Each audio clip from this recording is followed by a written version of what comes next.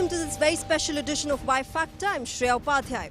Well, August spells independence for all of us Indians. It is the month of our independence.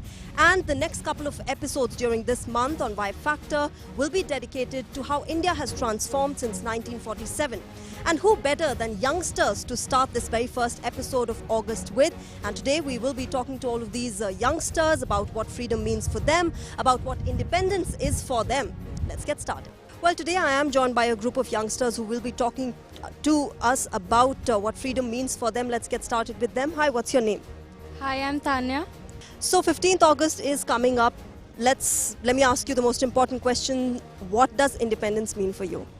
Well, as a citizen of the 21st century and of course as a woman, I think freedom and independence means women empowerment for me first and foremost, because I, being a university student too, have been exposed to a surrounding where women aren't treated equally, and so I think that should be the topmost concern of not only me but the upcoming youth and hopefully even the candidates for the elections and MPs and all that.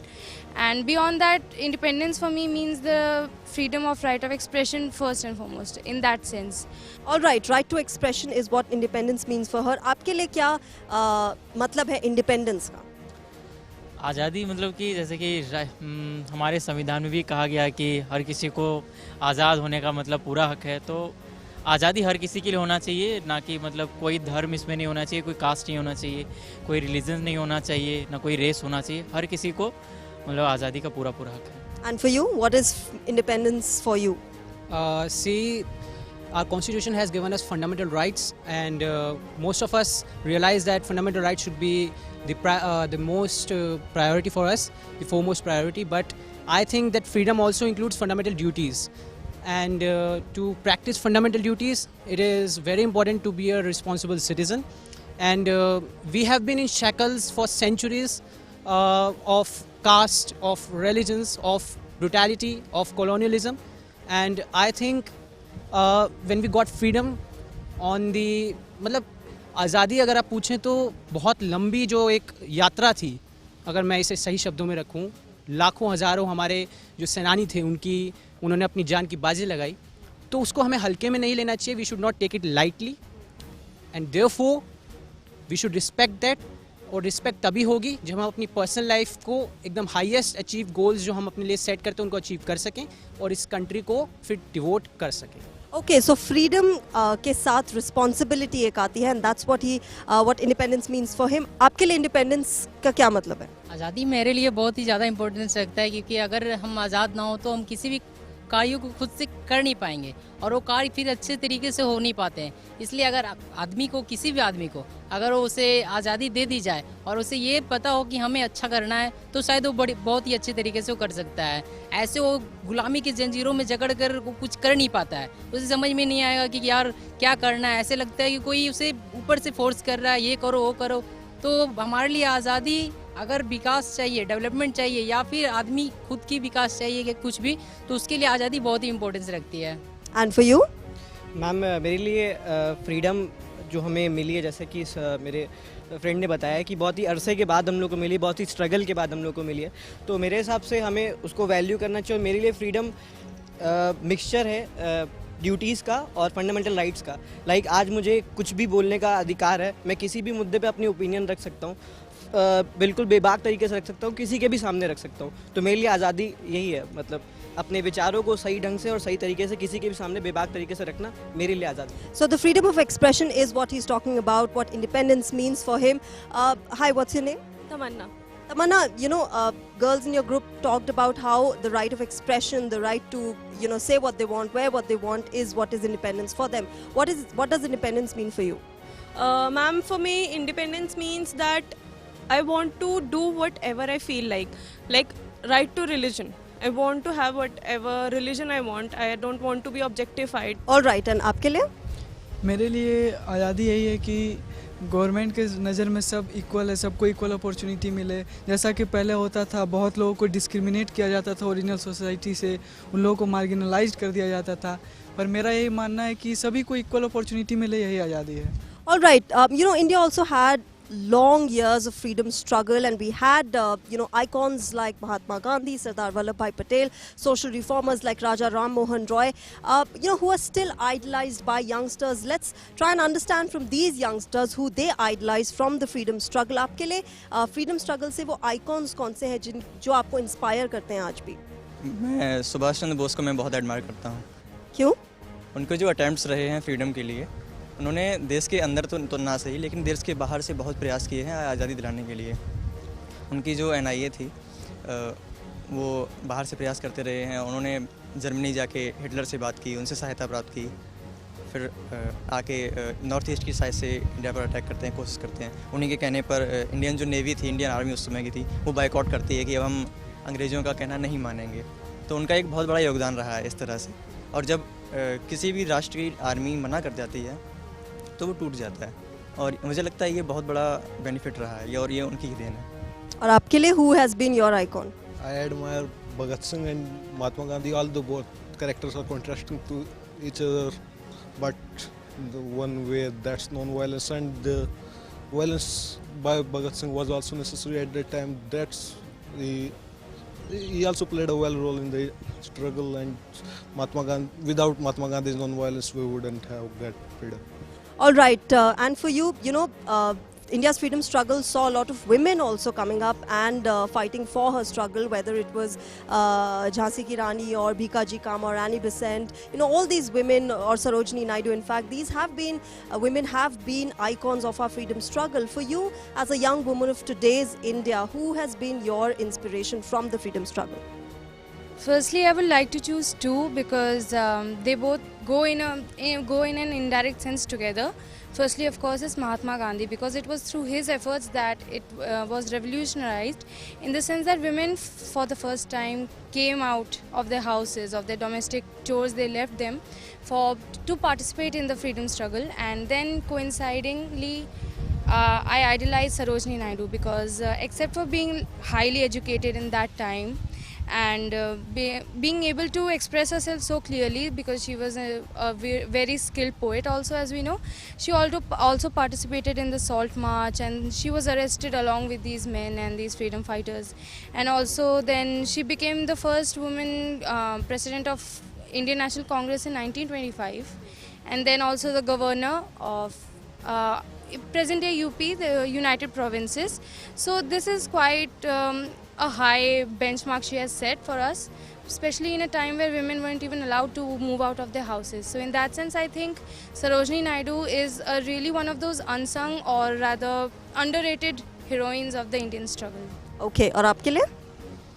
मेरे लिए शहीद भगत सिंह, क्योंकि वो मतलब युवाओं में एक ऐसा जोश जुनून पैदा करना चाहते थे कि सारे युवा मतलब इस साथ मिलके काम करें। और चूँकि एक बचपन की उन्हीं कहानी मैंने सुना है, जैसे कि उन्होंने बचपन में ही सारे लोग मतलब खेतों में क्या कहते हैं फसल उगाते थे, उनको ऐसा लगता था कि बंदूक अगर लगाएंगे तो और ज़्यादा बंदूक होगी। तो उनका बचपन से ही वो मतलब जुनून है कि देश के प्रति मतलब आज़ाद कराने के लिए, तो उन्होंने मतलब कि अंतिम संघर्ष तक उन्होंने लड़ा। Do you agree with him? वो जुनून भगत सिंह का, या is there somebody else who's your icon from the freedom struggle? I can show you this. This is my cell phone, and I have picture on it of Bhagat Singh. So it displays how much I admire him. But I also think that because freedom struggle have been long, so freedom fighters जो admire हम करते हैं वो भी अलग सदी के अलग रहे हैं। मेरे लिए स्वामी विवेकानंद से शुरू होते हैं हम, because that was also freedom, जो एक माइंडसेट की जो शैकल्स में हमें ब्रिटिशर्स ने रखा था कि वी आर इन्फीरियर, उन्होंने हमें उभारा। Then Ram Prasad Bismil, Ashfaqulla Khan, then Mahatma Gandhi is always there because he is the father of our nation, and then the Shahid Bhagat Singh, Rajguru, Sukhdev, there are many, Somnath Dutt, how many, कितने को नाम ले। अगर हम किसी एक की लाइफ को के अगर एक एस्पेक्ट को भी हम अपने अंदर उतार सके, इट विल बी कि हमने उनको जी लिया। आपके लिए कौन रहा है आपका आइकॉन? मेरे लिए तो अनकाउंटेबल, बट ऐसे अगर हम देखें तो महात्मा गांधी और बाबा साहेब, ये दो ऐसे नेता बोले या फिर व्यक्ति बोले या शख्स बोले जो कि हमारे देश को आज़ादी दिलाने में बहुत ही महत्वपूर्ण भूमिका निभाई। गांधी जी तो ब्रिटिशरों से आज़ादी दिलाई, लेकिन अगर बाबा साहेब की देखें तो हमारे अपने देश के लोगों जिनकी विचारधाराएं बहुत ही संकीर्ण थी, उनसे हमें आज़ादी दिलाने में बहुत ही कारगर साबित हुए हैं। तो ये दो मेरे लिए बहुत ही महत्वपूर्ण रहे हैं आज़ादी दिलाने में। And for you? मैम अगर फ्रीडम स्ट्रगल की बात की जाए तो वहाँ पे लोगों के मेथड्स अलग होते हैं। जैसे मैं महात्मा गांधी को भी आइडियलाइज़ करता हूँ और मेरे लिए भगत सिंह भी उतने ही इंपॉर्टेंट है। लेकिन फॉर पर्सनली मेरे लिए झांसी की रानी लक्ष्मीबाई, मैं उनको बहुत ज़्यादा मानता हूँ, क्योंकि मेरे हिसाब से उन्होंने ना ही सिर्फ अंग्रेज़ों से जंग लड़ी बल्कि एक समाज से भी जंग लड़ी। उन्होंने बताया कि औरत भी बहुत कुछ कर सकती है देश के लिए। और उसी सीरीज़ में मंगल पांडे 1857 के जितने भी क्रांतिकारी थे, मंगल पांडे हो गए, रानी लक्ष्मीबाई, नाना साहेब, ये लोग, मैं इन लोगों को बहुत मानता हूँ क्योंकि इन्होंने एक एग्जाम्पल सेट किया आने वाली जनरेशन के लिए कि हाँ फ्रीडम स्ट्रगल ऐसे करना है, इस राह पे चल के करना है। All right, I think it's great that we have a guy here who's idolizing Rani Lakshmibai, a woman from the freedom struggle. That's fantastic. Tamanna, who has been your icon? Ma'am, same Rani Lakshmibai, because being a woman, I understand like at that time there was a lot of criticizing for women, and she stood up. She fought for her kingdom, and at that time there were a lot of people who didn't even support her. They were like, she's a female, why would she do that? And she fought for her pride, for her child and for her kingdom. मेरे लिए महात्मा गांधी रहे हैं क्योंकि मैंने उनका biography पढ़ा, the my experiment with truth.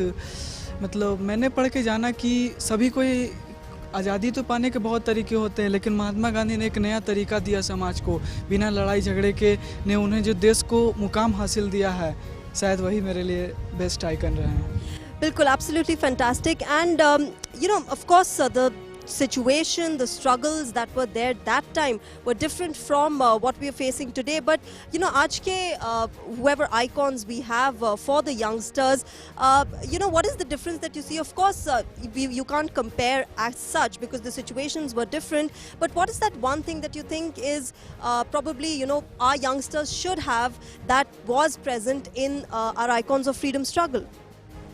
मुझे लगता है सभी के भी अंदर मतलब होना चाहिए राष्ट्रवाद की भावना, अपने देश के प्रति लगाव, देश को कैसे बेहतर बना सकते हैं, थोड़ा सा डिवोशन होना चाहिए, चाहे छोटा हो या बड़ा, जहाँ से भी देश का तरक्की हो रहा है वो हमें करना चाहिए हर एक यूथ को। ओके मैम, मेरे लिए आज़ादी, अगर मैं उसको डिफ़ाइन करूँ सही से, कि जब रानी लक्ष्मीबाई या फिर भगत सिंह, इन्होंने एक सोच से आज़ादी पाली थी, तो आज भी हमें एक इंफीरियरिटी कॉम्प्लेक्स है मैम हमारे इंडियन सोसाइटी में अभी भी, कि हम लोग थोड़े से इंफीरियर हैं फॉरेन रेस से। तो मैं चाहता हूँ जो सुब्रमण्यम स्वामी है, मैं उनको बहुत मानता हूँ। लाइक ये ऐसे लोग हैं जो हमको बताते हैं कि नहीं, हमने भी बहुत कुछ अचीव किया है, हम बहुत कुछ अचीव कर सकते हैं। तो ma'am, this is all about my. Okay, and आपके लिए आपको क्या लगता है एक वो एक चीज़ जो आजकल के यंगस्टर्स ले सकते हैं उन आइकॉन से, जो आज प्रॉब्ली मिसिंग है हमारे यंगस्टर्स में? वो है अपनत्व की भावना। जब तक ये अपनत्व की भावना नहीं आती है, अपनापन की फीलिंग नहीं आती है, तब तक हम कुछ भी कर ले वो कोई मायने नहीं रखता। All right, and what do you think, what is that thing that our youngsters, all of us, all of you, all your friends should have? See, the youngsters of today have been blamed that they don't have that boiling blood in them.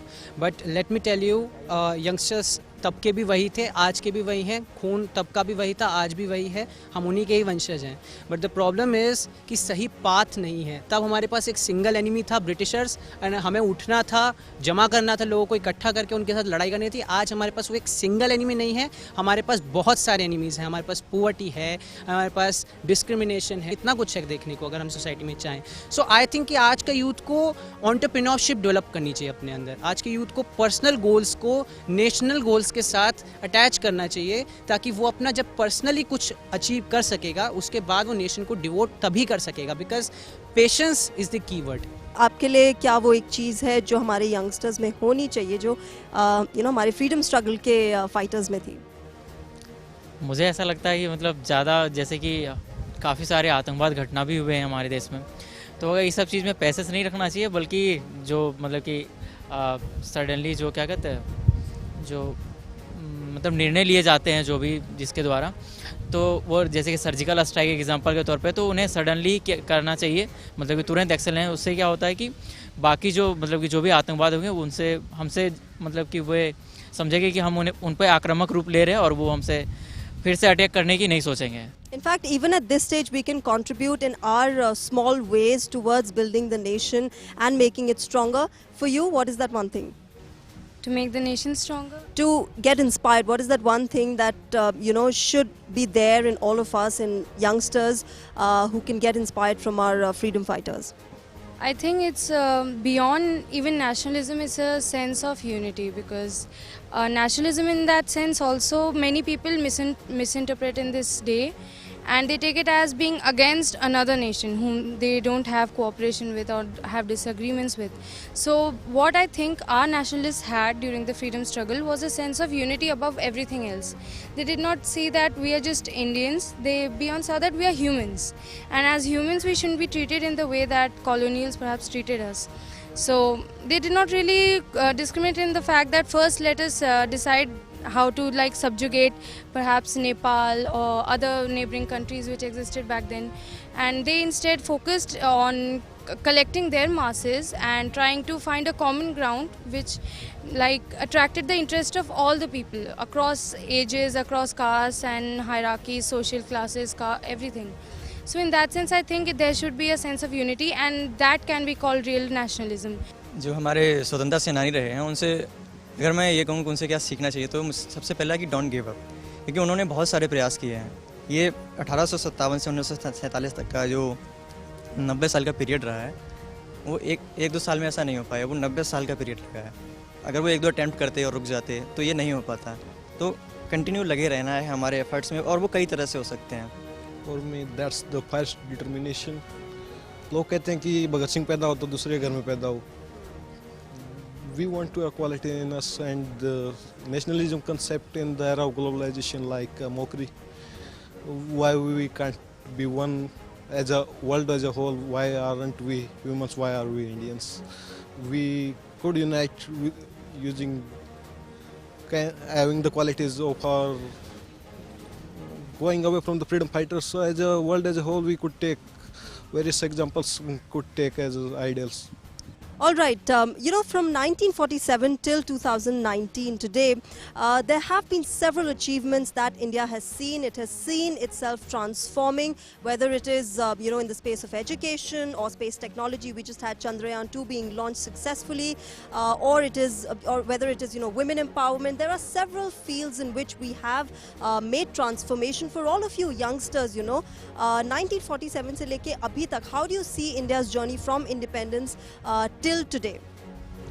मुझे लगता है कि हम बहुत अच्छे जो पहले का कंडीशन था उससे बहुत उभरे हैं।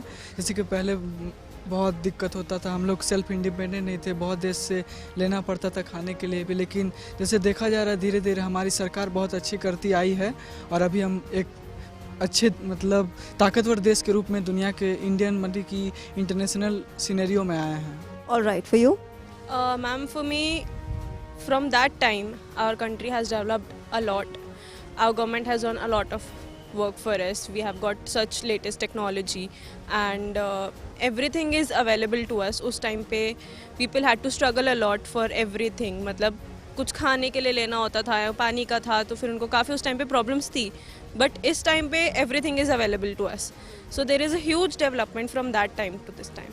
Absolutely, and even in terms of women empowerment, there has been a lot of development. Yes, we still have those problems, which women face in their everyday lives. But today, you and I are talking here. I'm working, you're working, you're studying, you're working. So, that of course has seen a lot of development. Yes, ma'am. At that time, women were not allowed to go out of their houses to specially work. They were supposed to be in the house, look after the kids, and do the household chores. But during this period, women are going out working. आपके लिए? Ma'am, मेरे लिए अगर बात की जाए 1947 से लेके अभी तक का, तो उस टाइम हम लोग के देश में एक सुई भी नहीं बनती थी जो हम लोग बाहर एक्सपोर्ट कर सकें. आज के टाइम में मेक इन इंडिया के तहत यहाँ ट्रेन्स बन रही है, मोबाइल मैन्युफैक्चरिंग कंपनीज यहाँ के अपने कंपनी सेटअप कर रही हैं, सब कुछ मेक इन इंडिया हो रहा है धीरे धीरे. तो मेरे लिए जो सेल्फ डिपेंडेंसी है अपने जो आज हम लोग अचीव कर चुके हैं और कर रहे हैं. ओके, आपके लिए? मेरे लिए भी सेम, कि इसमें कोई शक नहीं कि हम पहले से बेहतर हैं, पर शायद अगर कोशिश किया जाए तो और हम बेहतर कर सकते हैं. And for you, how do you see the journey of India from 1947 till 2019? जब हमारा 1950s 1960s का पीरियड था, तब हमें खाने के लिए लड़ाई करनी थी, फिर बाद में हम लोगों को पैसे के लिए लड़ाई करनी थी. आज सब कुछ अचीव्ड है. I think we are on the threshold, and इस थ्रेश होल्ड को अब जो मेंटेन करना है that is going to be the education, the moral values and how we are going to conduct our society. So it is the responsibility of our leaders, the youth and people ourselves, that how we develop ourselves intellectually, because this is the time in whichever direction we want to take our country will be able to take. 1947 से लेके अभी 2019 तक अगर मतलब पूरे इस समय के अंतराल को देखें तो मतलब कमो बेश देखें तो कहीं पे कमियां होंगी, कहीं पे मतलब कि आगे बढ़े हैं, लेकिन मुझे लगता है कि जो भी रिसोर्सेज इंडिया के अंदर हैं उनका यूटिलाइज अच्छे ढंग से करना चाहिए. For you, what is that? How do you see the journey of India from her independence till today? I think we do have come a long way, and firstly, like politically speaking, we are now secular, we are not sovereign, and then of course economically we have come a long way too. Of course, with the era of globalization also, there's been a more overall focus on human welfare also. So I think we are, as Vinayak, my friend, said, at a threshold that we are about to cross, but we just need basic development of these attributes. Like, we are economically independent, we are well off, but we are not at the top. Same way, politically we are an ideal structure of government. It's a parliamentary democracy. So there's no other more liberal, there's no other government considered more apt for handling people at its best. And so in that sense, I think all we need to do is just build upon what we already have. So in that sense, I think 1947 has given us already the boost, the fresh, the startup, and I think we just have to take it forward. Okay, आपके लिए? 1947 से लेके अब तक जो development हुआ है उसका अंदाज़ा हम इसी बात से लगा सकते हैं कि 70 साल पहले हम गुलाम थे, ऐसा कभी हमें महसूस ही नहीं होने दिया गया. ये जो विकास है भारत का, हम कहाँ से कहाँ तक पहुँच गए हैं. आप दुनिया भर में देख लीजिए, जो विश्व की टॉप कंपनीज है वहाँ पे भारतीय लोग काम करते हैं. अभी गूगल के CEO सच सुंदर पिचाई वो भारतीय हैं. ये भारत का डेवलपमेंट है. अभी 22 जुलाई को रिसेंटली चंद्रयान 2 लॉन्च हुआ है, वो भारत की एक उपलब्धि. हम स्पेस में पहुँचे हैं, हम चांद तक पहुँचे, ये डेवलपमेंट है. और लेकिन हमें अभी भी बहुत आगे तक जाना है और कई सारे क्षेत्र हैं जहाँ पर हम डेवलपमेंट कर रहे हैं. अभी इंडिया फ्रांस को पीछे छोड़ के 6ठी बड़ी इकॉनमी बन गया है.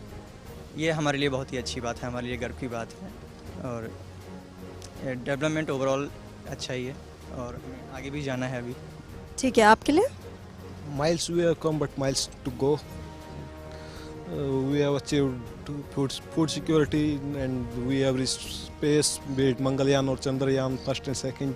Okay, and coming to the question of what youngsters want, we in India are one of those countries which have a large number of youth population, and today, since I am joined by youngsters, I'll ask all of them what the young India of 2019 wants today from this country. What do you want?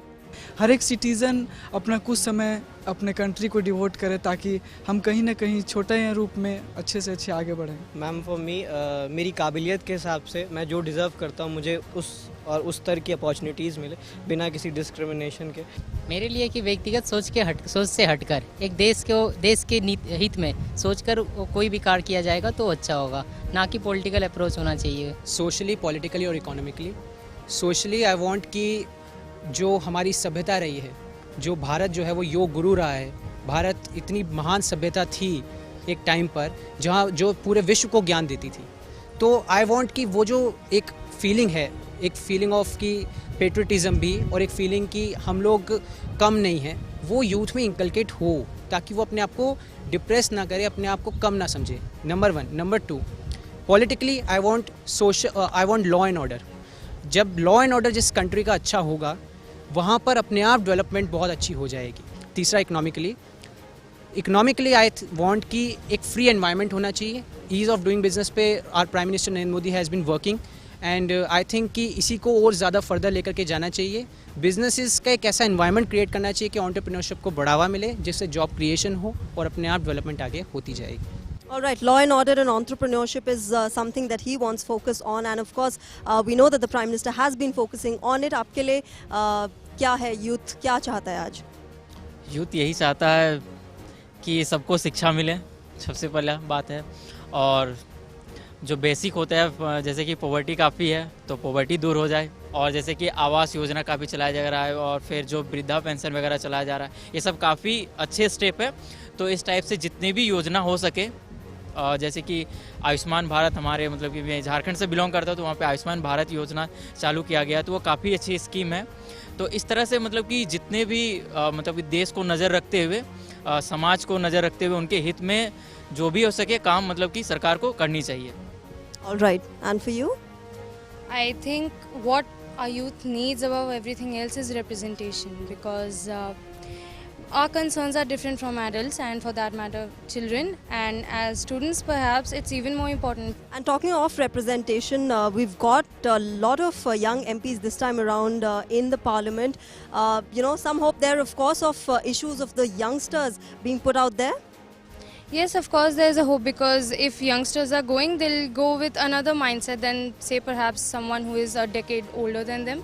So that is a very heartening thing to see, because that gives us a sense of hope that perhaps now this generation of MPs will try to put forward our concerns rather than just those of those already established families of ministerial monopoly and all that. So I think in that sense it's very good to see that our more younger people are having the courage to stand up as They're able to represent the youngsters of the country where it matters most, which is the parliament. आपके लिए क्या चाहिए आज के youth को? मेरे लिए मैं सबसे ऊपर रखूँगा educational reform. I think that does not matter what youth want from the nation. The thing that matters what we can do for our nation. Even if youth could start wanting something from the nation, who would work for the nation? And we should, like we are standing at the India Gate, they are martyrs, given their lives for the nation. Why couldn't we do anything for the nation? Passion, patience, and a never say die attitude. These are the things that our young India has learned from our icons of freedom struggle, and this is what inspires them every day of their lives. Well, this is it in Y Factor this time. We will come up with another interesting episode related to Independence Day next week. Of course, in our special series on Independence Day this month. You can send us your feedback at yfactor@ddnews@gmail.com. You can also follow us on Twitter @DDNewsLive. Thanks very much for joining us this time around. Namaskar.